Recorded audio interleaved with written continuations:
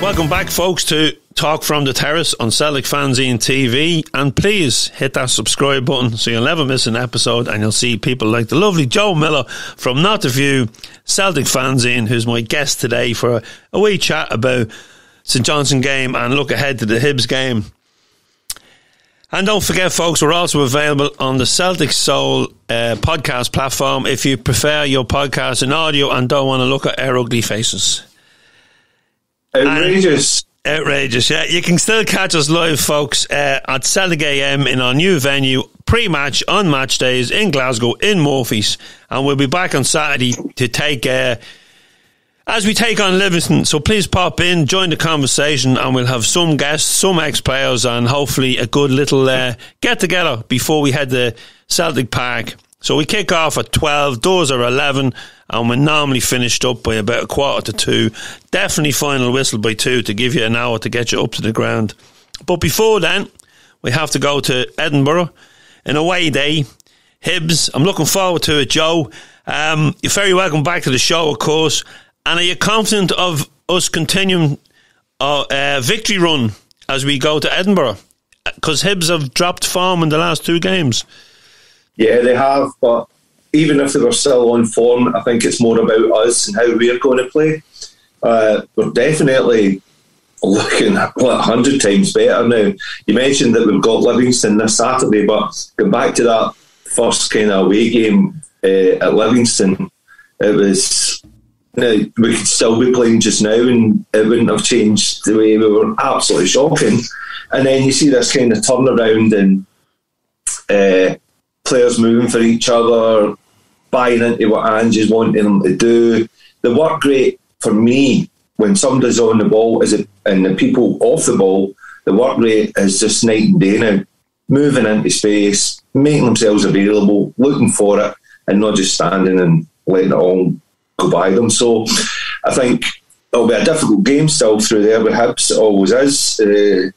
But it is up to how we apply ourselves as always, but especially now we need to keep this momentum going after the European game as well.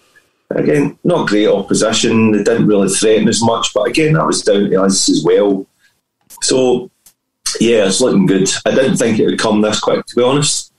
The kind of the way we're playing there, some other teams might be able to mess us up and get us out of stride, but I'm surprised, pleasantly surprised the way we're playing, and the players seem to be buying right into it. Yeah, and Joe, I was surprised. You don't realise how many players we've brought into the team and to have to settle in. Like this time, I looked at the starting 11 on Saturday, and McGregor was the only one that was a regular in the team this time last year. Ralston wasn't in anyone's plans, certainly not Neil Lennon's. Rogic was his usual in and out of the team, and Turnbull hadn't. It was really November he came into the team. He started to make an impression in November. So, like, you're looking at the basis of a new team. Yeah, I said at the start of the season after we got beat with Hearts, and it wasn't any action because we got beat with Hearts. I just thought this is going to be a long season. 1, it's a whole new squad of players near enough.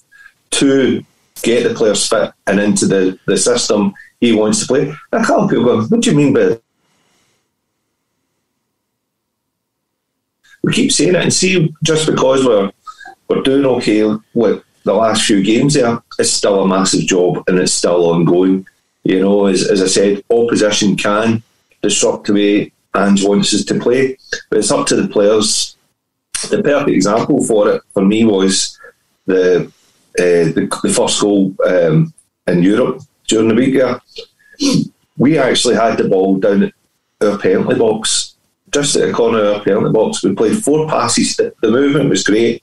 Jota's pass was sublime, what a ball. And Kyogo's first touch, put it away. But I said to a lot of mates and a lot of people about it is, we usually lose that ball down there.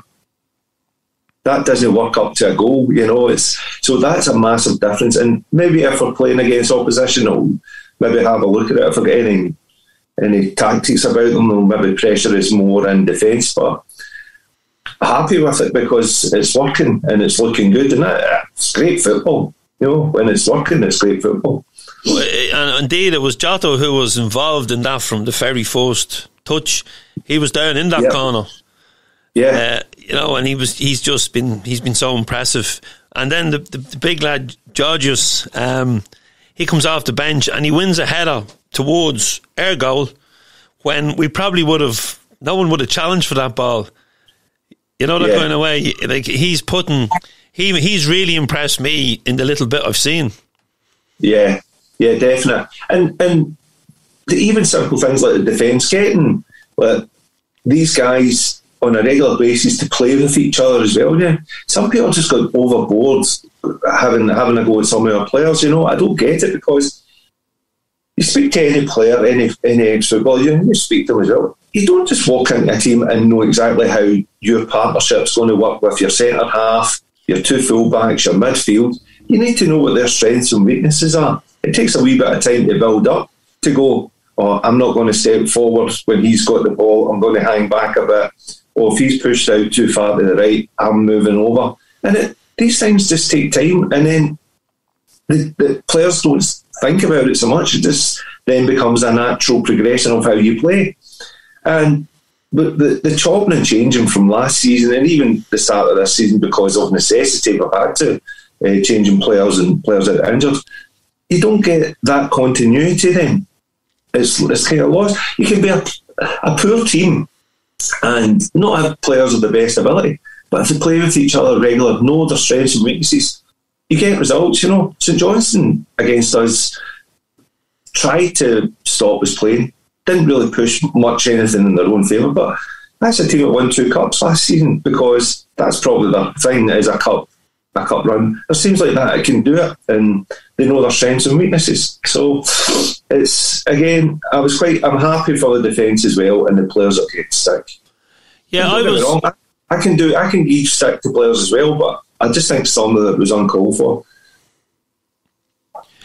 Over the top on Talk from the Terrace.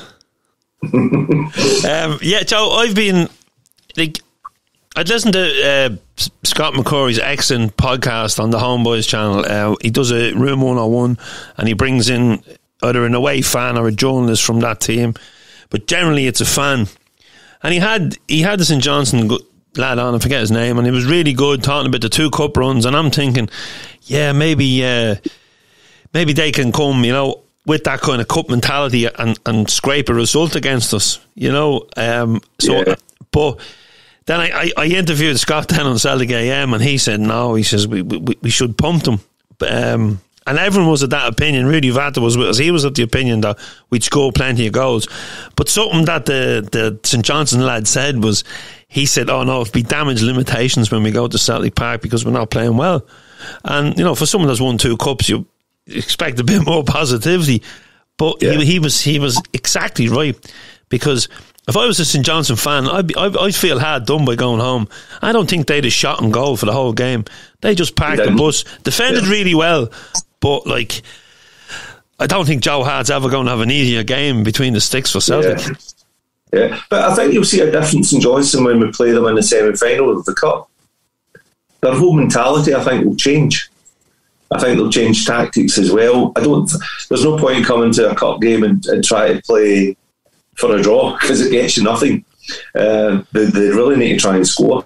So that'll be for our benefit, I think, because if they have to push and commit people, then that's going to leave space for us. So I think you'll see a difference in Johnstone come the Cup game. If we don't, fine. I'm happy with that still, but it's all about, again, how we play. And if they do push out and try and get a goal and try and win a game, I think we'll still do okay in that situation. Yeah, Joe, I had a quick point with you on Saturday evening before you went to the Billy Bragg gig in the Barrowlands and bumped into McCool's for a post-match point, and you were holding court there with Jerry and the Not the View boys at the end of the bar, and unsurprisingly the conversation turned to the referee's performance. It's another typical example of we won, but it was despite the referee. and I must say the linesman as well. But just, I don't even need to look back at some incidents and just think, well, you can clearly see that. You don't need to look back. You wouldn't need VAR again. It should have been a sending off. We should have had a penalty, another penalty. It was just the fouls they were getting away with, constantly fouling, and you just think, nah, another poor performance. Yeah, I can imagine if Paul Larkin had hair, it would have been all pulled out. That's why he's not got here. Yeah, it was just so blatant. It was just so bad, and like, we can't expect much more, Joe, in the semi-finals in Hampden, can we, against St Johnstone, from these referees? No, and again, we won, but it was despite the officials. It was absolutely atrocious refereeing. And people, as soon as we complain about referees, it's immediately, what he's like, it's a conspiracy, blah, blah, blah.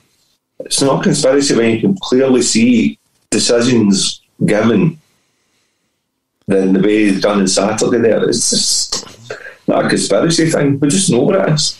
Yeah, and like your man, there's a Gallo, the ex-referee that does the ref watch on Sky Sports News. We should get him on, Joe, because he's a good Tim. Because if not, we're going to have to get Paul Larkin on to do it. Like, it's just... We need to dress Paul up in the referees outfit. Yeah. It's just like... It's funny, we win 2-0 and the conversation piece after the game was referee. Yeah, I know.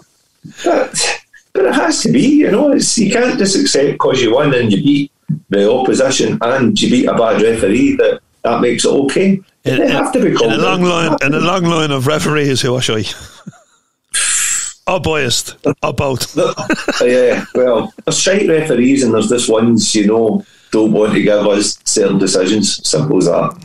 Yeah, no, but the positives from the game, Joe, is Jota has been... Yeah. He's been outstanding, and again, he candidate for man of the match. I think he actually did get the sponsors man of the match. And then the big lad, Georgios,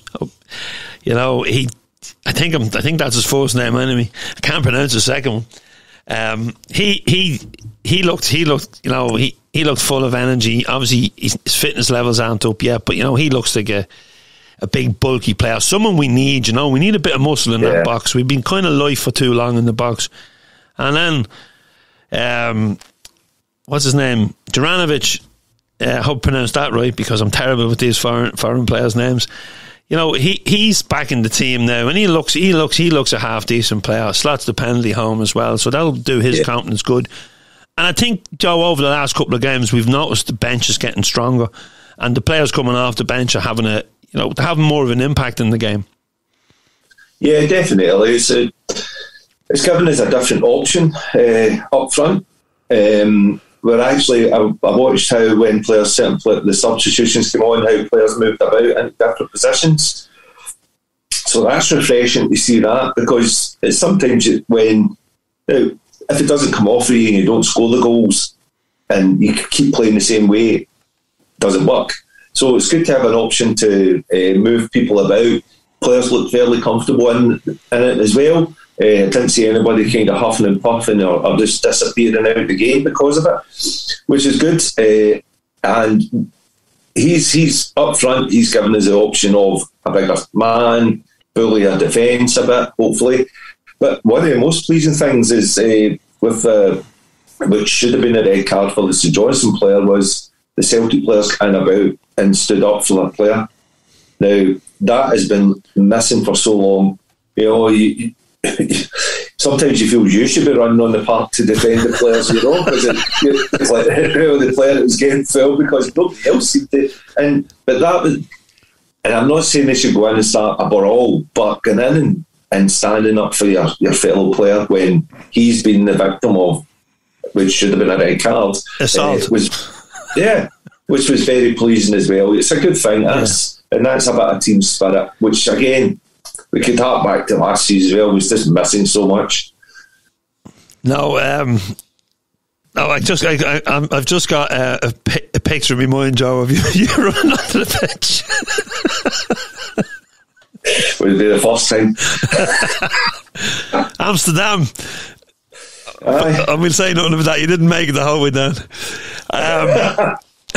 But folks, if you want to hear the Amsterdam story, it's on Joe's podcast when he was on the Celtic Soul podcast. I'm not sure what the episode was, but it's quite interesting, and you can hear a bit all Joe's punk exploits as well, growing up in Glasgow. But Joe, the manager, Ange, not a badge kisser, not a press, not into kissing the press's ass.